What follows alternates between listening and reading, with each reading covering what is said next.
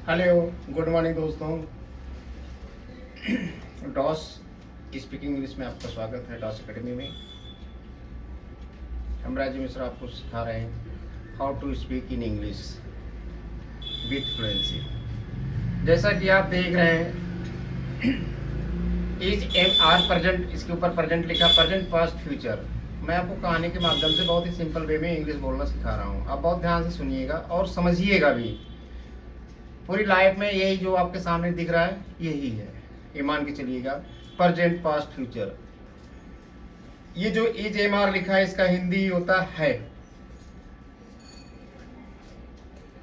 Past में पहले हम देख लेते हैं कि है में कितने आते हैं। जो प्रेजेंट लिखा है इसमें सभी हैं होता है। इज एम आर है, हैज बीन हैव बीन है, डू डज है, इसका भी मतलब है होता है, और हैव हैज होता है। और वर्ब की थर्ड फॉर्म, वर्ब की फर्स्ट फॉर्म, वर्ब की आईएनजी फॉर्म, और दोनों में आईएनजी फॉर्म होता है। ठीक है, अब हम देखते हैं पास्ट में भी है, वाज वर है। था के लिए हमेशा वाज वर यूज होता है। हैड बीन यूज होता है, हैड बीन के लिए था के लिए यूज होता है। डिड किया, किए, गए, था, थे, इसके लिए भी आपका डिड ही यूज होता है, और हैड भी था के लिए यूज होता है। तो आप समझ लीजिए कि पास्ट मतलब था, प्रेजेंट मतलब है, और फ्यूचर का मतलब होगा। यानी कि आज की हम बात नहीं करेंगे, अगर हम आज का फ्यूचर का बात नहीं करेंगे कि अगले 2 घंटे में क्या होगा, हम आज के अलावा हम कल की बात करेंगे। ध्यान रखना, हमेशा बोलने में भी आई विल गो का मतलब हम तभी कहेंगे जब हमें आगे की बात करनी हो। ठीक है, हमेशा टुमारो लेके चलिएगा। टुमारो का हिंदी होता है कि कल। तो कल आने वाले में हम फ्यूचर की बात करेंगे, पास्ट जो बीत गया हम उसमें बात करेंगे, और टुडे में आज की हम प्रेजेंट की बात करेंगे। ठीक है, तो आज की डेट में जैसे आज आपका मंडे है, तो मंडे पूरे दिन में रात को बाद जितना भी काम करोगे सारा वो प्रेजेंट में कहा जाता है। ठीक है, आप प्रेजेंट में ही बात कीजिएगा, प्रेजेंट में ही बोलिएगा। अगर फ्यूचर में बोलना भी होता है, प्रेजेंट में रह के फ्यूचर की बात करनी होती है, तो हम वहाँ कुछ और यूज कर लेते हैं, लेकिन फ्यूचर का फ्यूचर में ही यूज करेंगे। जैसा जो यहाँ फ्यूचर लिखा गया है, जो पास्ट लिखा गया है, पास्ट का पास्ट में, फ्यूचर का फ्यूचर में, फ्यूचर के नीचे जितने भी लिखे गए वो सारे कल के लिए यूज करेंगे। पास्ट में आज जो पिछला हमारा बीत गया उसमें यूज करेंगे था के लिए, चाहे वो 1 दिन पुराना हो चाहे 100 दिन पुराना हो, तो हम वाज या बर का यूज करेंगे। ठीक है, अब हम थोड़ा और आपको सिखाते हैं। ये इज एम आर, वाज बर, विल बी और शैल बी। तो सबसे पहले हम देखते हैं कि क्या ये टेंस में यूज होते हैं, नॉर्मल भी यूज होते हैं। तो जो सबसे पहली लाइन लिखी है इज एम आर है, ये नॉर्मल भी यूज होता है, एज अ वर्ब यूज होता है। ये वाज वर भी एज अ वर्ब यूज होता है। था, मैं काला था, मैं चोर था, मैं छात्र था, मैं किसान था, ऐसे भी यूज किया जा सकता है। और इसमें आईएनजी फॉर्म नहीं लगती है, जो ऊपर लिखा गया बस वही, और साथ में एडजेक्टिव लग जाता है। जैसे एडजेक्टिव लग जाए कोई भी नाउन। ठीक है, जैसे मेरा नाम राम था, माई नेम वाज राम, इसमें कोई भी वर्ब नहीं लगेगी बिना वर्ब के। यही जो was were is am are या विल बी शैल बी लगे, यही आपके वर्ब हो जाएंगे।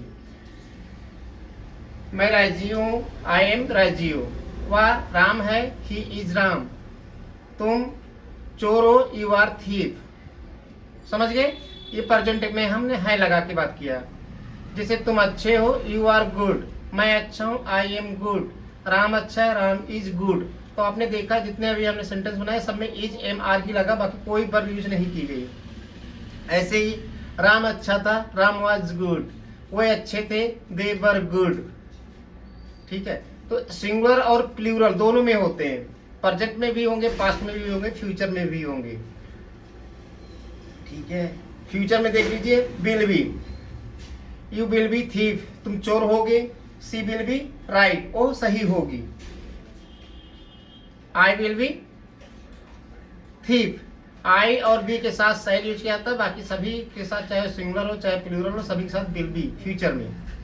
तो अभी हमने सीखा यहाँ पे कि is am are, was were और will be shall be direct भी यूज होता है, कोई वर्ब की जरूरत नहीं पड़ती, चाहे हम नाउन यूज करें चाहे एडजेक्टिव यूज करें बाद में। ठीक है, और दोस्तों एक बात बता दूं, दियर और इट का भी यूज किया जाता है इनके डायरेक्ट साथ। जैसे काला है, गोरा है, गंदा है। यहाँ गंदा है तो क्या बोलोगे? गंदा है, केवल आपको बोलना है गंदा है। तो इट इज डर्टी या इट इज डर्ट या इट हैज डर्ट ऐसे बोलेंगे। काला है या कोई नहीं है, दियर बर कोई नहीं है, दियर बर कोई नहीं है, दियर आर नथिंग या दियर इज नथिंग। एक आदमी के लिए दियर इज बोलेंगे, एक से ज्यादा है तो दियर आर नथिंग, कुछ भी नहीं है। ठीक है, इट के हमेशा वाज ही यूज किया था, इट वर नहीं, it was. It was forest, जंगल था। It was animal, it was ant, चींटी थी। ठीक है दोस्तों, ऐसे यूज करते हैं। अच्छा, दूसरा आप देख लीजिए, अगर आप इसमें वर्ब में आईएनजी वर्ब में कहीं भी यूज करते हैं तो आईएनजी का मतलब होता है एक्शन, वो कर रहा है या कर रहा था या कर रहा होगा। तो तीन ही आपके होते हैं, समय में भी तीन ही होते हैं, प्रेजेंट, पास्ट, फ्यूचर। या तो कर रहा है या कर रहा था, पीछे कर रहा था, या कर रहा होगा मतलब आज नहीं, कल से कर रहा होगा, कल से या 10 दिन बाद या 1 महीने बाद कर रहा होगा। तो हम ऐसे यूज करते हैं। अच्छा, अब हम इसको सेंटेंस को देखते हैं। जैसे आईएनजी क्रिया क्या होती है? वो आईएनजी का मतलब होता है एक्शन वाली क्रिया। मतलब आईएनजी अगर आपने पीछे कोई भी वर्ब है, वर्ब आप समझ जाएंगे कि सब्जेक्ट और वर्ब मिलने से आपका सेंटेंस मतलब, जैसे इज एम आर है तो ये आपके हेल्पिंग वर्ब है। इनको क्या बोलते हैं? जितने भी यहाँ पे लिखे इनको हेल्पिंग वर्ब बोलते हैं। हेल्पिंग वर्ब क्यों बोलते हैं? क्योंकि हमें इनसे टेंस की पहचान होती है। जब हम बातचीत करते हैं तो हम इनसे पहचान लेते हैं कि ये है में बोल रहे हैं या था में बोलना चाहते हैं या विल बी सैलरी में भी बोलना चाहते हैं। मतलब प्रेजेंट, पास्ट, फ्यूचर किस में बात कर रहे हैं, और ये कर चुके हैं या कर रहे हैं कुछ समय से, या करते हैं या कर ही रहे हैं, बस अभी नॉर्मल ही चल रहा है इनका। ठीक है, तो इनसे पहचान होती है। तो इनको ही हम हेल्पिंग वर्ब बोलते हैं। हेल्पिंग वर्ब मतलब कि ऐसी वर्ब जिनके साथ हम दूसरी वर्ब जोड़ दें और हेल्प करेंगे उनको समझने में, उनको ट्रांसलेट करने में। जैसे आई एम रनिंग, रन से होता है दौड़ना, और रनिंग कर दिया तो दौड़ रहा है। हम जैसे रनिंग, हम ऐसे भी बोल सकते हैं रनिंग। पूछा आप क्या कर रहे हो, तो हमने कहा रनिंग कर रहा हूँ, मतलब दौड़ रहा हूँ। किसी ने पूछा व्हाट आर यू डूइंग, बस आई एम रनिंग नहीं, हमने सीधा बोल दिया रनिंग, तो हमें उनको समझ में आ गया कि ये रन कर रहे हैं। स्टडिंग, पढ़ रहे हैं। मतलब आईएनजी की क्रिया आप डायरेक्ट भी आंसर दे सकते हो। What are you doing right now, तो बोल सकते हो सर स्टडिंग, मैं पढ़ रहा हूँ। तो मैं बोलने की जरूरत नहीं है, पूरा उसका सेंटेंस बोलेंगे आई एम स्टडिंग, पूरी जरूरत नहीं, बस आप स्टडिंग भी बोलेंगे तो ओके है वो। ठीक है, ओके का हिंदी होता है ठीक है। ऐसे ही वाज, मैं पढ़ रहा था तो आई वाज स्टडिंग, मैं पढ़ रहा था। राम पढ़ रहा था तो राम वाज स्टडिंग, वो पढ़ रहे थे, दे वर स्टडिंग। ठीक है, और विल बी में वो पढ़ रहे होंगे, they will be studying, they will be running, वो दौड़ रहे होंगे। I will be studying, I shall be studying. चाहे आप आई के साथ शैल यूज कीजिए या विल यूज कीजिए, दोनों चलता है। ठीक है, ज्यादातर हम यही बोलेंगे कि आप विल हमेशा यूज कीजिए, सभी के साथ विल यूज कर लीजिए।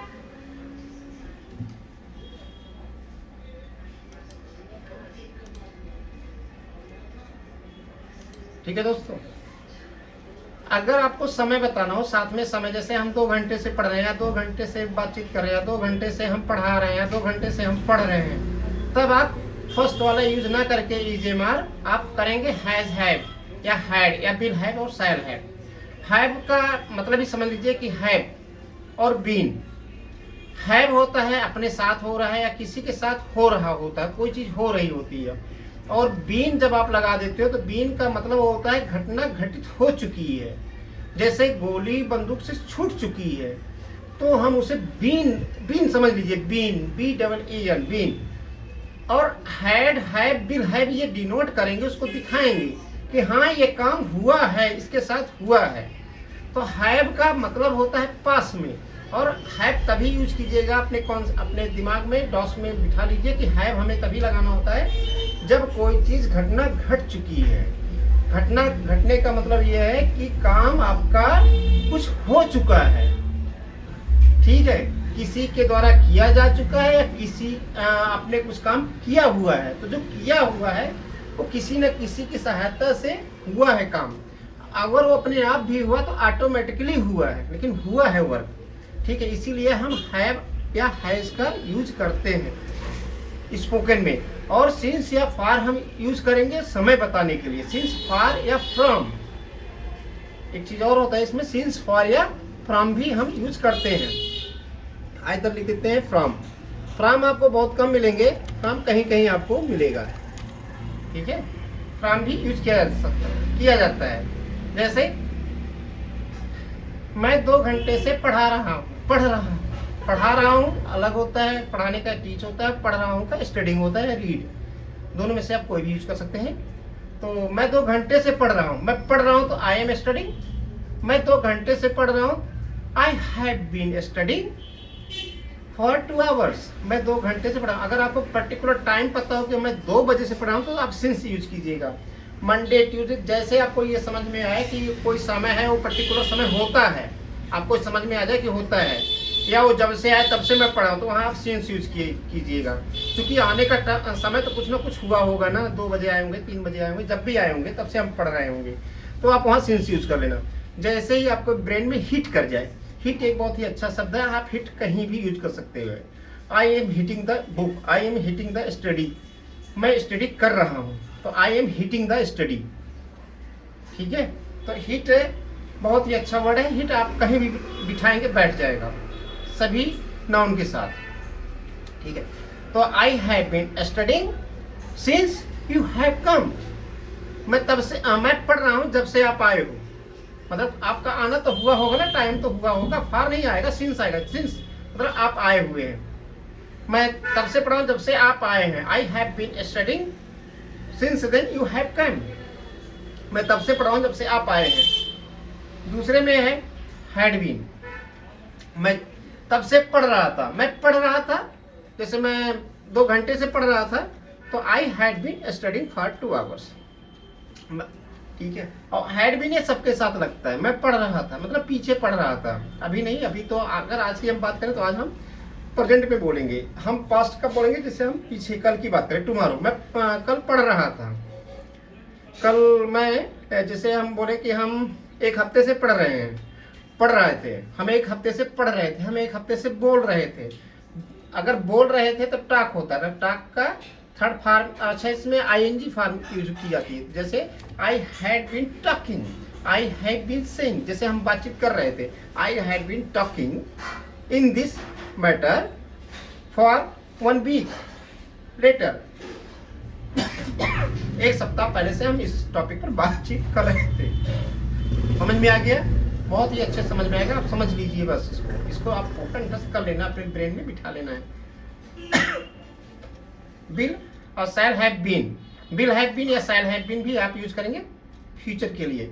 जैसे मेरा भाई कल सुबह से जा रहा होगा, कल सुबह से जा रहा होगा। My brother will have been going, my brother will have been going कल सुबह से, सिंस टुमारो मॉर्निंग। तो सिंस जो मॉर्निंग होता है उसका समय होता है, इसीलिए हमने सिंस लगाया। और कुछ लोग अगर आपको न समझ में आए सिंस या फार, तो वहाँ पे आप फ्रॉम भी यूज कर सकते हैं। लेकिन बहुत जगह हमने भी पढ़े हैं फ्रॉम जो है आपका फ्यूचर के लिए यूज किया जाता है, बाकी प्रेजेंट और पास्ट में फ्रॉम यूज नहीं होता है, ठीक है दोस्तों। अच्छा, ये तो बात समझ में आया। अगर आपको डायरेक्ट बोलना है, मैं पढ़ रहा हूँ, मैं कर रहा हूँ, तो I am running, I am working, I am studying, I am teaching, I am learning, direct बोलेंगे। अगर मैं कुछ समय से पढ़ रहा हूँ, आई हैव बीन लर्निंग, मैं कुछ समय से पढ़ रहा हूँ, अभी I have been learning now, मैं अभी पढ़ रहा हूँ, मैं अभी से पढ़ रहा हूँ, तो I have been learning now, I have been. Since for भी यूज नहीं करते तब भी आपका इसी में जाएगा सेंटेंस। ध्यान रखिएगा कि अगर आपने हैव बीन, अगर आपको थोड़ा सा दिमाग में आता नहीं मेरा थोड़ा सा काम पूरा हो चुका है और हम सिंस फार यूज भी नहीं करना चाहते, तब भी आप इसी में आप सेंटेंस बनाइएगा। I have been studying, I have been running, I have been working, I have been teaching, I have been listening, I have been hearing, I have been going, I have been walking. मतलब कुछ ना कुछ समय आपका पूरा हो चुका, आप चाहे सुनिए चाहे बोलिए। अगर हैव बीन लगा के आपने बोला है, बीन तभी आप यूज कीजिएगा, दिमाग में हिट कर लीजिए। हैव अपने आप को या हैव किसी को भी आप दीजिए, लेकिन बीन का मतलब तो पूरा हो चुका, कुछ आधा काम उसका आधा अधूरा हो चुका है, कुछ ना कुछ काम हो चुका, ठीक है। मैं कंप्लीट कर रहा हूँ, कंप्लीटिंग आएगा, यहाँ कंप्लीटेड नहीं आएगा, कंप्लीटिंग आएगा। ध्यान रखिएगा, आईएनजी फॉर्म हमेशा यूज की जाती है जब आपका काम चल रहा होता है, खत्म नहीं हुआ है, चल रहा है, तभी हम आईएनजी फॉर्म उसमें फोकस करते हैं। ध्यान रखिएगा। तो हमने I have been completing for 2 hours, हम 2 घंटे से काम पूरा कर रहे हैं, कंप्लीटिंग कर रहे हैं, अभी पूरा हुआ नहीं है। ठीक है दोस्तों।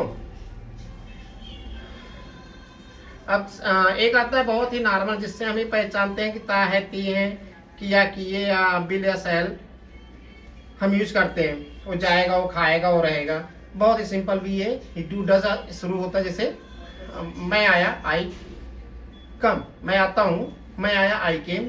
सेकंड फॉर्म इसमें अगर सेकंड फॉर्म कहीं लगती है तो हमेशा पास्ट इंडिफिनिट में लगती है, इसे पास्ट इंडिफिनिट टेंस बोलते हैं। ये प्रेजेंट इंडिफिनिट टेंस है इधर का, और इधर का फ्यूचर इंडिफिनिट टेंस है। इंडिफिनिट होता है अपूर्ण, इनडिफिनिट। डिफिनिट होता है निश्चित, अनिश्चित। जैसे मैं पढ़ता हूँ, मैं गाता हूँ, मैं जाता हूँ, मैं खाता हूँ, मैं पीता हूँ। I study, I drink, I run. इसमें कोई भी वर्ब लगाओ और सीधा बोलो। अच्छा, जितनी वर्ब आप पढ़ते हो वो सब प्लूरल भाषा में लिखी गई, ध्यान रखिएगा।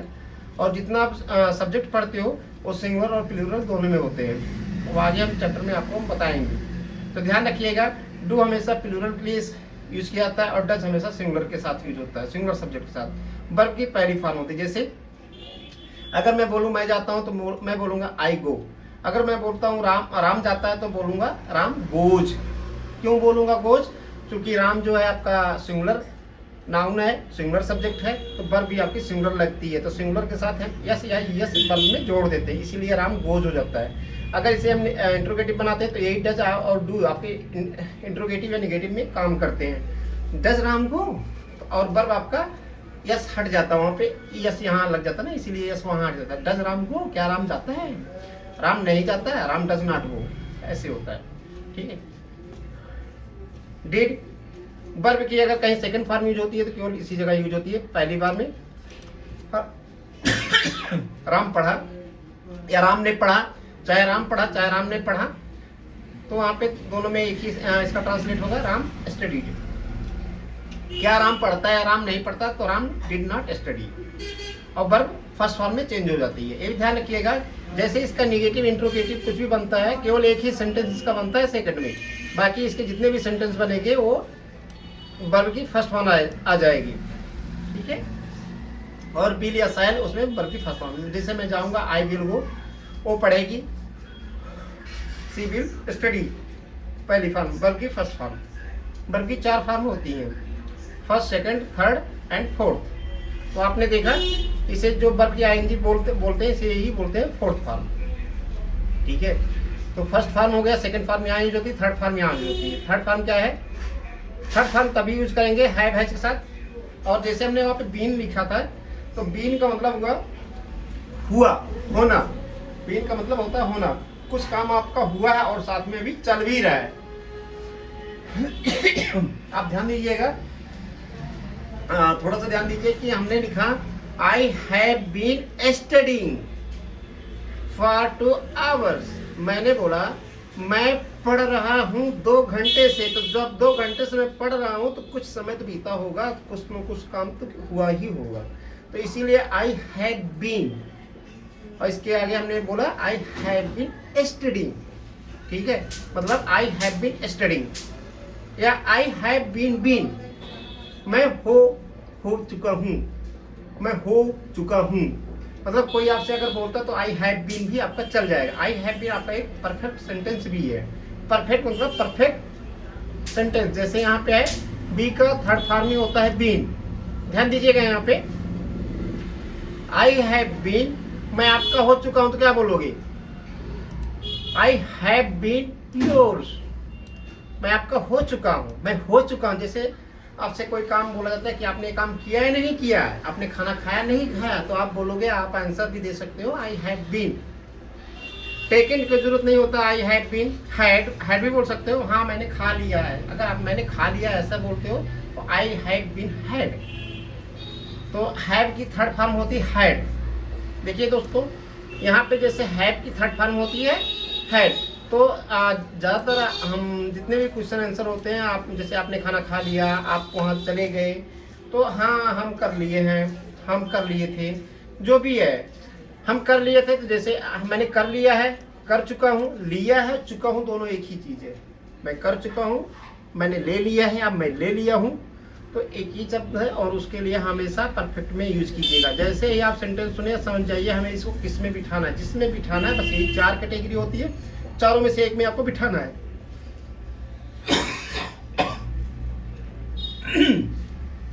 जिसमें आपको लगता है सही, आप उसमें उसको बिठा दीजिए सेंटेंस को। जैसे मैंने कर लिया है, I have been done. Do माने होता है करना, मैंने कर लिया है तो आई हैव बीन डन, या मैं कर चुका हूं तो आई हैव बीन डन। तो आई हमेशा प्लूरल होता है और हैव, आई के साथ हमेशा हैव लगता है। हैज सभी सिंगुलर के साथ लगता है। जैसे राम हैज डन, राम ने कर लिया है, राम कर चुका है, तो राम हैज डन के लिए कर चुका है या कर लिया है, दोनों एक ही शब्द होता है। ने का कोई इंग्लिश नहीं होता। राम ने कर लिया है, राम कर चुका है, दोनों एक ही चीज होती है। इसमें बिल्कुल भी आप फ्रस्ट्रेट मत होइएगा, ठीक है। राम ने कर लिया था तो राम हैड डन, मैंने कर लिया था आई हैड डन। जितने भी आपके सेंटेंस होंगे आपको सब में हैड लगाना है और वर्ब की थर्ड फॉर्म लगानी है। अच्छा दोस्तों, यहाँ पे देखिए हमने हैड भी लगाया था, उसके बाद आईएनजी फॉर्म लगाया था। यार यहाँ पे सेंटेंस आपका खत्म हो जाता है, क्लियर। वहां पे सिंस या फार का भी यूज होता है और यहाँ सिंस फार यूज नहीं किया जाता है, मोस्टली बिल्कुल होता ही नहीं है। I had done, I had completed, I had spoken. मैं बोल दिया था, मैं बोल दिया था या मैं बोल चुका था, दोनों एक ही चीज है। आप यहाँ पे ज्यादा कंफ्यूज होंगे कि हम इसमें मैंने बोल दिया या मैंने बोल दिया था। मैंने बोल दिया, I speak spoke, speak first form है, spoke speak spoke spoken, spoke second form है।